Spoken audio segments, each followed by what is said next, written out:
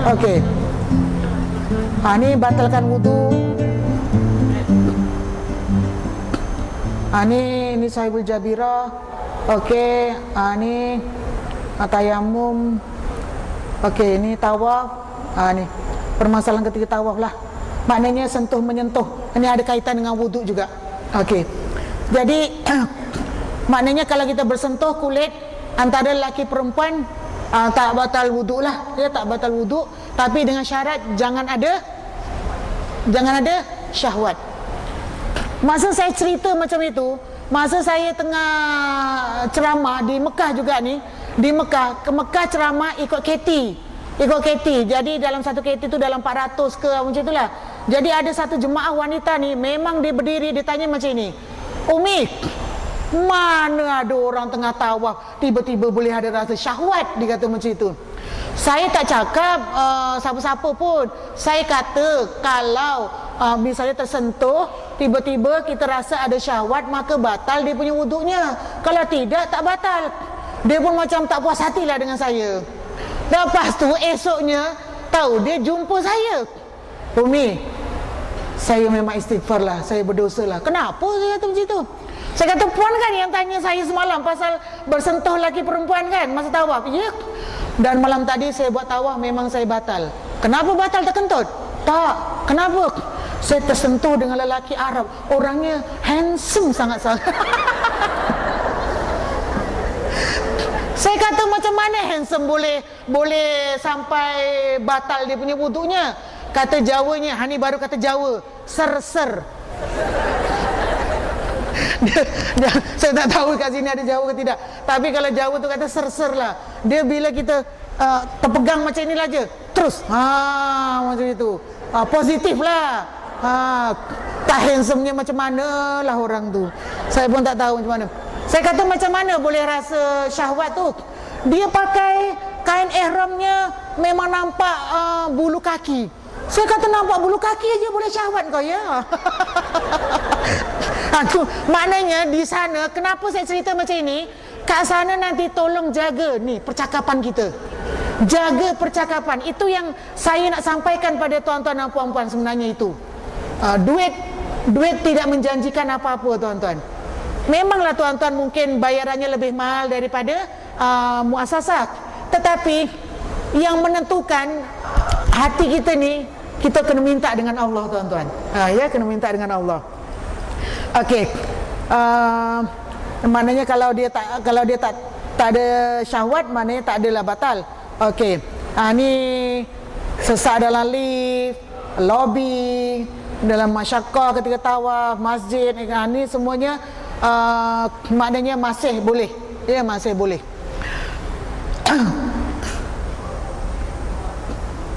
Okey, ni mengambil wuduk dengan air yang sedikit. Saya lebih suka tuan-tuan bawa ini berbanding dengan bawa yang agak besar sedikit tu. Dia yang macam untuk orang iron tu. Itu besar sangat. Sebab kalau macam ini adalah sesuatu yang cantik lah. Cantik sebab ini harganya 3 rial. 3 ringgit. 3 ringgit je. Ya, maknanya kita boleh letakkan di tepi tu.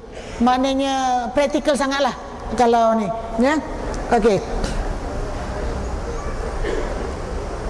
Okey, cerita mengenai wuduk ni, saya nak berkongsi dengan tuan-tuan dan puan-puan yang dirahmati Allah lah. Di Mekah dan Madinah ni adalah tempat suci yang mana kita nak sentiasa dalam keadaan berwuduk, betul tak? Betul. Dan kebanyakan jemaah akan minum sedikit sebab dia kata takut kencing kan, dan dia tak minum pun ada. Dan ada yang minum aja tetapi dia tak kencing. Sebenarnya berlaku pada diri saya sendiri tuan-tuan. Itu sebabnya saya nak berkongsi dengan tuan-tuan dan puan-puan. Saya terkena batu karang 2015 saya dah buat 2 kali operation batu karang tu, 2 kali. Dan 2018 sekali, dengan tahun ini sekali. Maknanya dah 4 kali. Kerana apa? Kerana saya tahan kencing. Minum banyak tetapi tahan kencing. Bayangkan tuan-tuan, kalau tuan-tuan pergi ke Masjidil Haram subuh, tuan-tuan pergi pukul berapa? Kita bincang sama-sama supaya ini jadikan ingatan. Mungkin tuan-tuan akan pergi 3.30, mungkin 3.30 kan, 3.30 sampailah subuh. Subuh tuan-tuan tak balik terus kan? Mungkin tuan-tuan nak sembahyang isyraq dulu, sembahyang duha dulu, nak tawaf sunat dulu. Jadi sampailah ke hotel barulah kita kencing. Itu baru 1 hari. Itu belum lagi maghribnya. Maghrib mungkin lepas asar kita pergi kan. Mungkin zuhur asar kita tak pergi. Jadi kalau dah 40 hari, kalilah berapa jam tuan-tuan tak kencing. Itulah berlaku pada saya. Dan saya menyesal, memang menyesal lah sebab saya tak jaga. Sebab saya tak selalu kencing. Tapi minum banyak. Itu saya minta pada tuan-tuan, ambillah iktibar apa yang terjadi pada saya. Ya, masa kat sana nanti tolong banyakkan air kencing. Banyakkan air kencing pula. Tolong banyak kencing. Jangan tahan kencing. Apalah Umi ni. Jangan banyak minum tetapi kita tak kencing. Itu masalah. Ya, ingat ya. Yang saya bagi nasihat ni, ingat.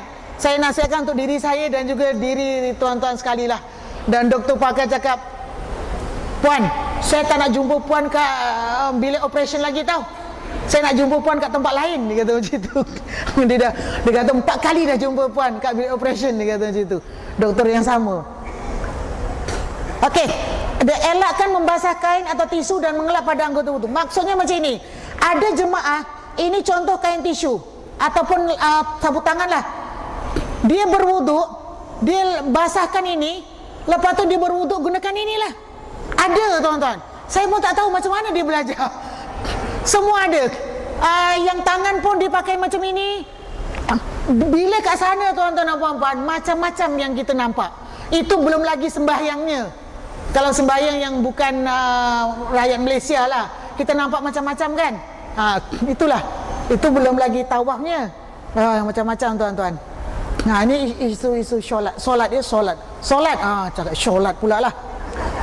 Ini solat berjemaah, solat sunat, sujud sajadah. Sujud sajadah ni selalunya untuk orang yang mungkin ada kalangan kita yang jarang pergi ke masjid hari Jumaat dan dia tidak pernah sujud sajadah. Dia sujud sajadah. Jadi tiap hari Jumaat, kalau di Mekah dengan Madinah, selalunya imam pagi Jumaat tu dia akan buat sujud sajadah. Ya, tapi dia kalau dah waktu puncak dia tak buat. Mungkin dalam penerbangan awal ataupun penerbangan akhir yang jemaah dah banyak balik, dia akan buat ni lah. Jadi saya cakap dengan jemaah macam ni, kalaupun tuan-tuan dan puan-puan tidak hafal dia punya surah sajadah itu, ingat saja selepas daripada Fatihah, kalau imam baca Alif Lam Mim Tanzil, adalah ayat-ayat lain, itu memang dia sujud sajadah, ada sujud sajadah. Saya ingatkan itu aja, tak payah panjang-panjang saya kata. Berapa ramai tuan-tuan apabila imam sembahyang ada sujud sajadah, makmumnya ada. Pernah jumpa saya Umi, pagi tadi Umi pergi masjid tak? Pergi. Kenapa imamnya rukuknya sampai 3 kali? Imam rukuk sampai 3 kali?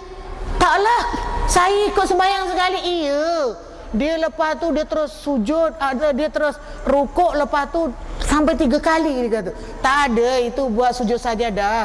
Habis tadi tak ada buat sujud. Tak ada, dia kata. Sembahyang lagi, saya kata macam itu. Sebab tak belajar. Jadi ini sekarang ni tuan-tuan dan puan-puan yang dirahmati Allah, sekarang ni tuan-tuan nak pergi ke Mekah, hilangkan perasaan malu. Jangan malu, jangan segan untuk bertanya, untuk belajar, nak menambahkan ilmu mengenai haji ni, terutama yang lelaki. Hafalkan daripada kitab-kitab tu, bacaan doa lepas sembahyang. Nanti tuan-tuan apabila dah jadi Haji Ahmad, Haji Abu, Haji apalah semua, akan dipanggil untuk kenduri. Baru balik ni mesti nak ambil berkat orang yang baru balik ni. Dilambat aja datang, nanti disuruh jadi imam. Baca doanya yang pendek-pendek aja, doa lepas sembahyang. Jadi sekarang ni tuan-tuan dah nak jadi Pak Haji ni, jadi kena hafalkanlah dia punya doa-doa tu supaya lagi mantaplah ilmunya. Ya, okey. Solat jenazah. Solat jenazah ni kalau kat sana tu setiap waktu, hampir setiap waktu memang ada sembahyang jenazah. Dia punya pahalanya tuan-tuan, ya Allah, sebesar Bukit Uhud dia punya pahalanya. Tapi ini kalau kita belajar, kalau tak belajar tak dapat. Senang aja. Ini apa yang terjadi ni memang depan saya betul-betul. Seorang jemaah wanita, bila dah selesai aja sembahyang, kan nanti Bilalnya akan bagi tahu bahawa akan diadakan sembahyang jenazah. Dia akan cakap dalam bahasa apa? Bahasa Arab. Dia kata jenazah lelaki ataupun kanak-kanak ataupun adalah dia bagi tahu kan. Yang kita ni tak tahu cakap Arab. Jadi bila selesai saja Bilal tu cakap macam tu, dia pun terus Allahu Akbar.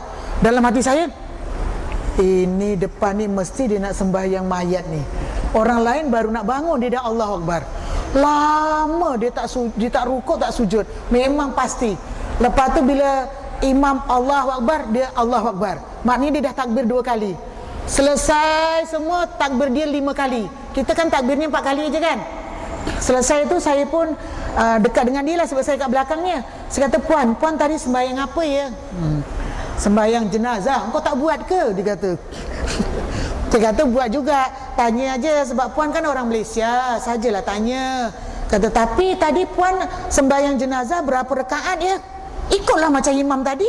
Tapi saya nampak puan macam sembahyangnya 5 rakaat. Iya ke 5 rakaat? Macam mana sembahyang jenazah? Dia tanya dengan saya. Macam mana sembahyang jenazah yang sebetulnya? Saya kata 4 rakaat. 4 rakaat. Saya ajar dia tuan-tuan. 4 rakaat, 4 takbir kan dah nyanyuk saya, astagfirullahalazim. Itu satu lagi sembahyang subuh depan saya juga. Dia pakai telekung lambang Malaysia, kemudian dia pakai kain batik, pakai baju kurung, pakai kain batik, pakai telekung, tapi tak pakai stokin. Saya kat belakang dia ni, alah kenapalah dia tak pakai stokin. Sembahyang kita ni dah tak khusyuk dah. Habis saja salam, saya kata, puan, dia kata, datang dari mana? Takkanlah kita tiba-tiba terus saja cakap dengan dia kan. Datang dari mana? Malaysia. Oh, puan, nanti kalau sampai ke hotel ada masa lagi sembahyang lagi ya. Kenapa? Sebab puan sembahyangnya tak menutup aurat, nampak stokin, tak pakai stokin, nampak kaki. Shh, diam. Dia cakap dengan saya, diam. Puan jangan lupa ya, nanti sembahyang lagi. Diamlah, dia kata macam itu. Dia marah kat saya. Lepas tu dia ajak kawannya tu balik. Dalam hati saya, apa salah saya? Saya cakap perlahan dengan dia. Saya cakap perlahan, cuma kawan sebelahnya saja yang dengar. Saya cuma nak beritahu dia bahawa dia sembahyang tu tak sah kerana tak menutup aurat. Tapi mungkin dia ingat dia sah sebab depannya tu orang yang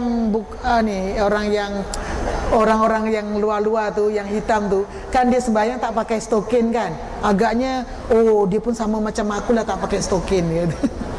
Tu. Jadi sekarang ni apa yang kita nak relatekan dengan yang saya cerita ni, maknanya belajar. Itu yang penting. Kita nak buat amalan ni belajar. Kalau tidak, tak boleh tuan-tuan. Ya, mesti belajar. Ya, okey. Solat menghormati waktu ni selalunya dalam kapal terbang lah. Kalau kita maknanya dalam waktu pergi ke tanah suci nanti, maknanya kita melanggar waktu solat ya. Tapi insya-Allah selalunya mana-mana penerbangan pun masa di dalam bilik berlepas ada OHTA ya, operasi haji tanah air, yang ada ustaz dan ustazah yang akan maklumkan kepada kita ya. Kemudian solat qada.